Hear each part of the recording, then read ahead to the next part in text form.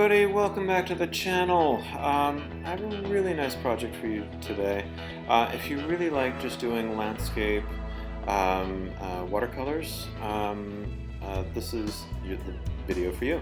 I took a couple of pictures of my uncle's garden last summer, and I really wanted to do some painting and try to represent that.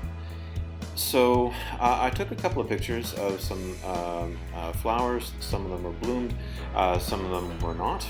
So it was really nice to have that variety of what you're looking at, say a closed flower or an open flower. So I captured at least both variety. So both variety are super different in terms of color and drawing. Both are very interesting in their own right as well. So I did start out with just a wash on your paper just to get a nice soft colored background. So it's basically wet on wet for one of my paintings. So I let that dry, did a nice soft, pale blue and pale green for the background. Obviously I did the pencil of all the flowers that I wanted to paint ahead of time with pencil. After I let my wash of wet on wet dry, I started doing the thicker paint on top for the flowers. So the flowers were a variety of pale greens to dark greens. So the trick for watercolor, as you probably know, is to light to dark. Always light to dark.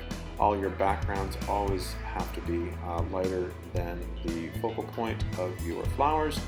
And it's a complete build of less water, more pigment as you go and progress on your painting.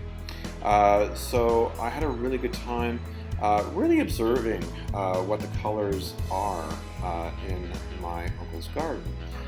So the closed flower, even though they were closed, a little bit of color were peeking through as, because they're just 2 or 3 days away from blooming fully. So they're soft pinks to dark pinks, and the stems and the leaves, especially the stems actually, were not green per se. There was a little bit of burgundies and a little bit of reds in the stems, so it really made a nice soft pop of color. So I really recommend you going out to your gardens, taking pictures, and bringing that back to your studio, unless you want to do plein air and sit in your garden and really observe. Obviously, don't have the time, or I was actually visiting my uncle, so I didn't have the privilege of sitting and doing plein air. So working from photography is a fantastic way of doing it too. You could also play with your colors, and you could also interpret your colors. It doesn't always have to be matched perfectly. Watercolor is special that way. So now I'm just doing some light and shadow and really getting to the darks to the extreme lights. And if you do that, your flowers and your plants will pop out really nicely in your background in the back. So underneath each bulb is a really nice dark shadow of reds.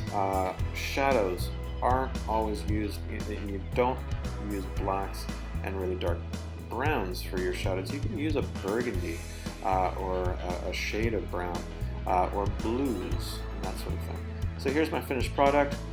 Really have a good time and be safe and keep creating, everybody.